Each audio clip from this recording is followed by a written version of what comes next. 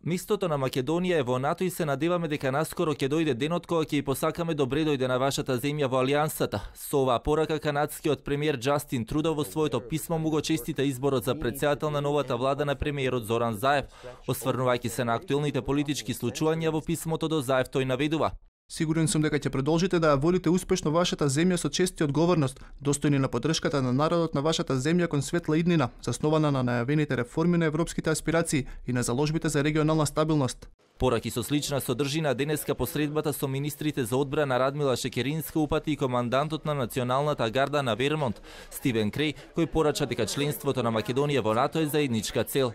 Во текот на мојата официјална посета планирам подетално да разговараме за активностите кои што ќе се преземаат во текот на следните години, за ангажманите кои што ќе ги имаме помеѓу Вермонт и Македонија, да го надградуваме успехот кој веќе го имаме постигнато во однос на целта за членство во НАТО, меѓутоа и другите цели на Република Македонија. Република Македонија смета на своите стратешки партнери, особено во овие моменти кога работиме забрзано и искрено на нашата стратешка цел членството во НАТО.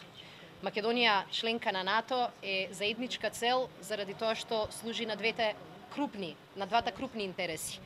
Евроинтегративните и евроатлантските процеси се тема на дискусија и во Обединетото кралство, каде денеска во Лондон министерот за надворешни работи Никола Димитров и британскиот министер за Европа Алан Данкан потпишаа заедничка изјава за партнерство и соработка меѓу Македонија и Велика Британија и Северна Ирска. Нашите две земји се посветени да работат билатерално и мултилатерално за да се исполни оваа визија и да се справиме со предизвиците со кои заеднички се соочуваме. Се позачестените аларми од меѓународната заедница за интегративните процеси на земјата предизвикаа нервоза и кај грчката опозиција, која испрати писмо до министерот за надворешни работи Кодзијас, прашувајќи го како ги коментира изјавите на Заев и Димитров за влез на Македонија во НАТО и Европската унија под привремената референца и дали се променети иридентистичките позиции на Грција.